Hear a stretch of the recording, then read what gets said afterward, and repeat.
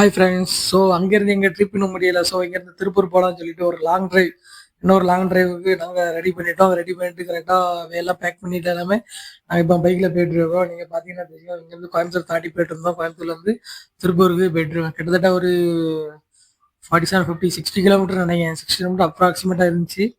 நாங்கள் அப்படி ஹைவேல தான் போனோம். சும்மா ஹைவேல வண்டி எதுவுமே அவ்வளோ இதாகல, நிறைய கிராஸ் ஆச்சு. ஆனால் கொஞ்சம் கேர்ஃபுல்லாக போங்க. ஹைவேல போகும்போது கொஞ்சம் கேர்ஃபுல்லாக போங்க. நாங்கள் கேர்ஃபுல்லாக போனோம். போயிட்டு ஒரு லாங் டிரைவ் ரொம்ப நாள் கழிச்சு நானும் மை பிரதர் பிரேம் ப்ரோ அங்கே கோயம்புத்தூர் தானே ரொம்ப நாள் ஆச்சு. ஸோ அங்கேருந்து மேப் பார்க்கணும்னு சொல்லி மேப் பார்த்தோம். ஒரு 42 கிலோமீட்டர்ஸ் சம்திங் கூட இருந்து.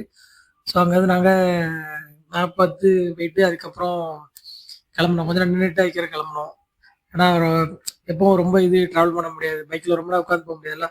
ஸோ கொஞ்சம் டைம் ஸ்பேஸ் எடுத்து அதுக்கு போனோம். அங்கே நல்லா பார்த்தே சூப்பராக இருந்து.